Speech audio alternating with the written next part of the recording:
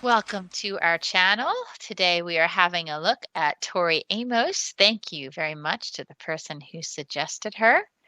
She is an American singer-songwriter and pianist. She's a classically trained musician with a mezzo-soprano vocal range. Having already begun composing instrumental pieces on piano, she won a full scholarship to the Peabody Institute at Johns Hopkins University at the age of 5, the youngest person ever to have been admitted. But she had to leave at the age of 11 when her scholarship was discontinued for what Rolling Stone described as musical insubordination. Amos was the lead singer of the short-lived, that just says a lot, doesn't it?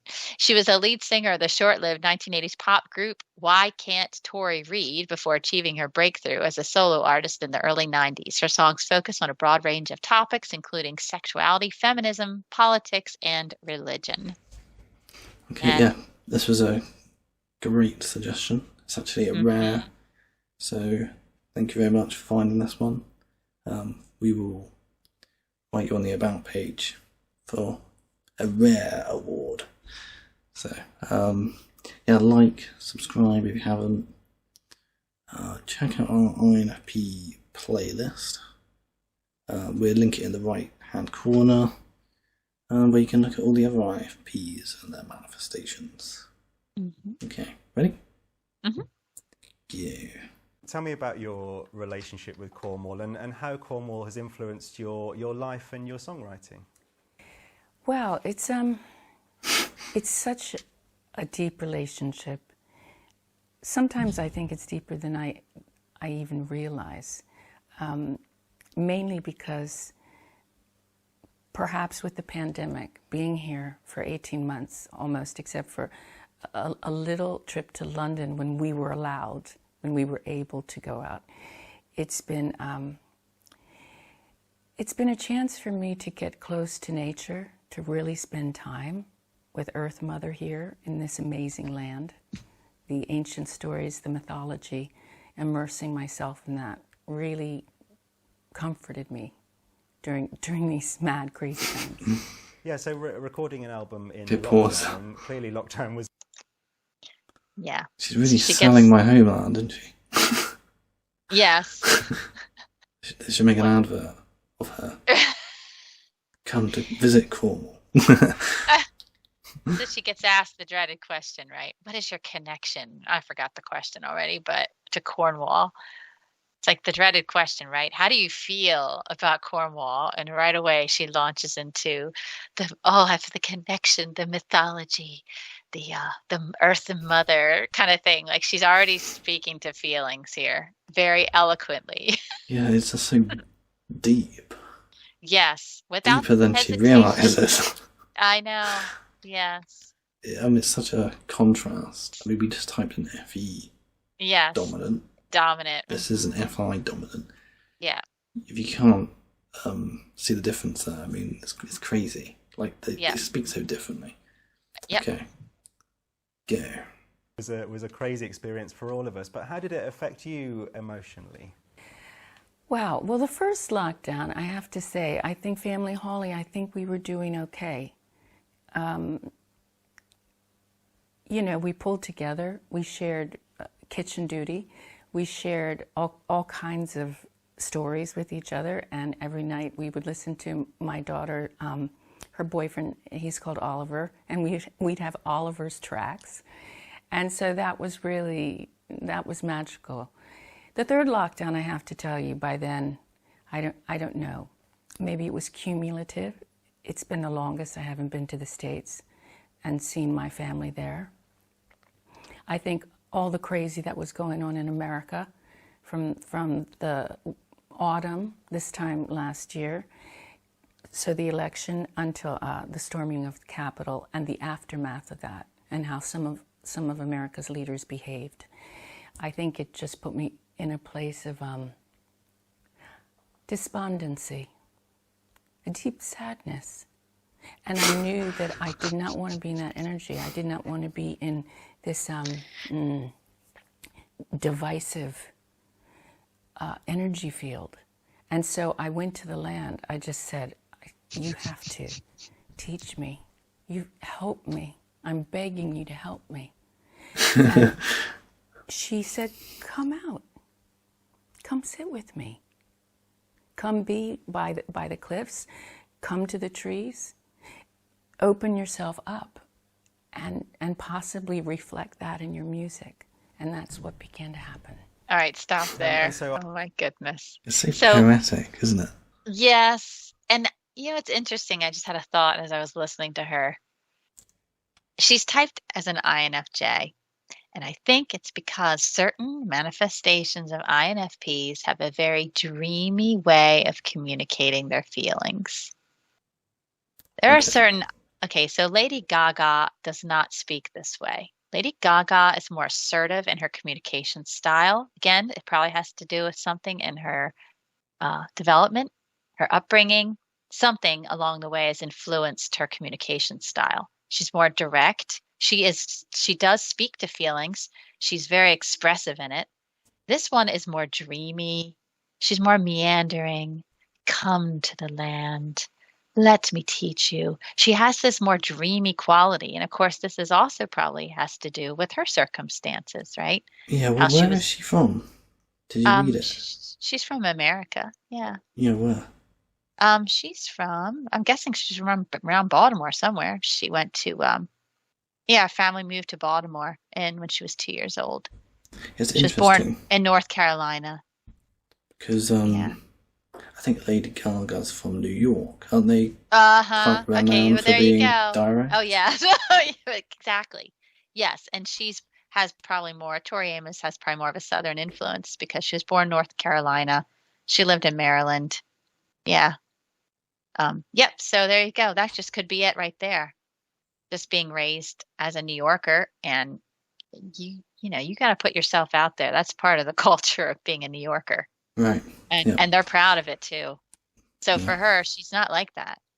And so I think that people listen to her and automatically they see the intuition and almost like this dreamy speech. And it's like an INFJ stereotype. But you can sort of, there's like that little taste of drama in it as well. Like she's deadly serious. She's like, yes, Mother Earth called me. Yes, it's that FI drama. Right. Yeah. Whereas for me, I definitely would feel uncomfortable speaking like this in a way. It's a little too personal. Right. Okay. Yeah. That's interesting. Mm-hmm.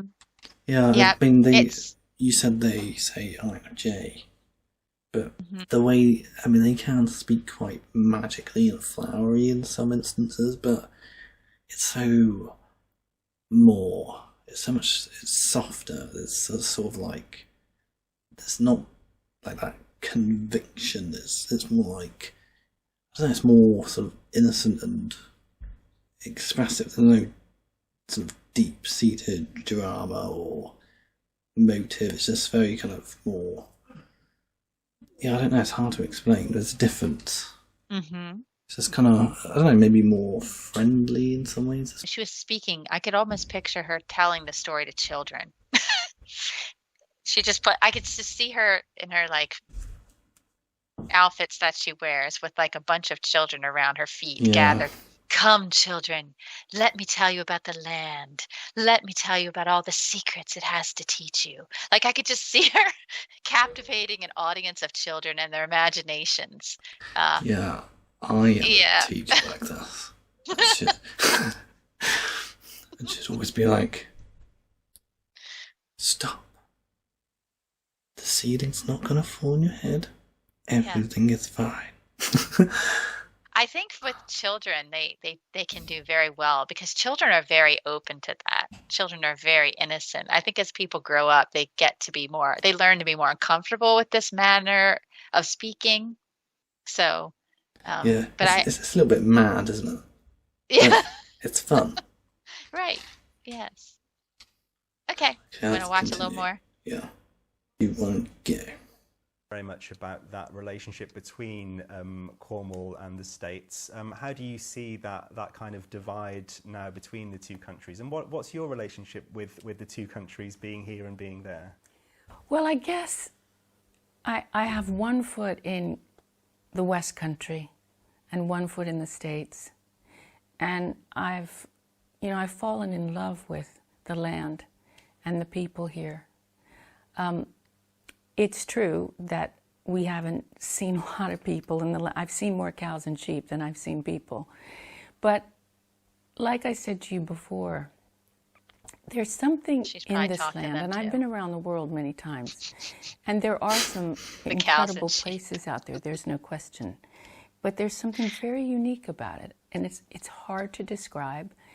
I believe there really are Cornish fairies. I believe that. And I felt them before. And I think if you spend enough time here, you know what I'm talking about. You can't quite describe I know what she's talking about. How you can almost walk through a veil. What about the fairies? And you're in a different time. You're in a mystical time. And I don't know, it's captured my heart, really. So I'd like to ask about your mother, who I know died a couple of years ago. I don't know where you are. I don't think we're in the same place, but that's all right. So what, you understand what she's talking about with the fairies? No, I was just making a joke. It is kind of, it does, stereotype does make me laugh, though. I can see why. Because, I know this area very well. It is the history, yes. Yeah, it's very, very manicured, very sort of pretty, I suppose. Yeah, it's kind of like, did I say manicured? Yes, you did. Yeah.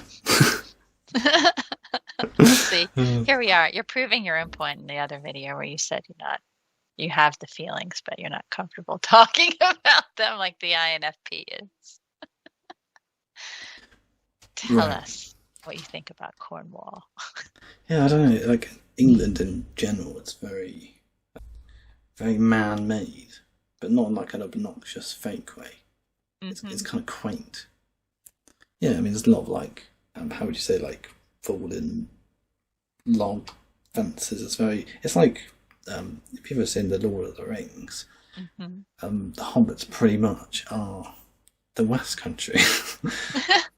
They're just loving their lives with their fields and their animals, and so I can see why an INFP would just be very inspired and start believing in fairies by this place. I mean, that is a stereotype, and it does make me laugh, though. I mean, my own sister, what did she do? She planted lollipops in the yard, or something. No, what did she do? She planted something in the ground, and then she would put a lollipop there. Like, that's what happened. A lollipop came from a seed or something. I don't know. And then she's all about the fairies, and I mean, it does make you laugh. And I have another sister who's not an intuitive. She's an STJ type. Yeah. And yet she's making a fairy garden, but it's very practical. It's nothing. She doesn't believe in fairies. It's more just something cute and more for her creativity to come out. So she has a little garden, more and like, it's interesting. Scale modeling or something, right? Little spade and that's cool. Yes, right. That's that, and it's funny because then I have another of the same type in my life, family member who's done the same thing with the fairy garden, and yet doesn't. It's not like that. They don't believe in fairies. It's just like, let's do this little fun thing outside. I don't know. The differences makes me laugh. Yeah, it's strange. It's like it is. They could literally make a fairy garden and say like, "Oh, I'm so hopeful that lollipops will sprout," and then go out in the night and then put them in themselves, and then be like, "Ah, yeah, they did." They did. Look what happened. We have lollipops now. I know. Yeah, I find it amusing. It's like It is. It's like self-delusion in a way. It is. Because just believing it, just even though they know they've come out and planted lollipops in the ground, they sort of like get that feeling, they go with it, and they're like, "Oh yes, this is working. This is changing how I feel, and I'm so optimistic and inspired." Yes. Yeah. No, it's so different than the INFJ. It is so different. I just find it very interesting. I really do. Like, it's like a bottomless pit of like an endless rabbit hole of just like, wow, what are they going to do next? Right, I know. Yeah, so this was an interesting one. I sort of had some kind of suspicion because I first was made aware of Tori Amos through an ISFP friend. So that was kind of a clue right there. She likes something about the FI, the lyrics, the the social kind of themes in the songs and all that. So, Yeah, all right. Excellent suggestion. Yes, thank you. We do not find many INFP females at all, so thanks very much for that. And well done. It's a rare type. We'll put you on the list for that. It's the second. What's the first rare one? We've had one super rare as well, so check out the about page and you can see all the rare finds and who's found them.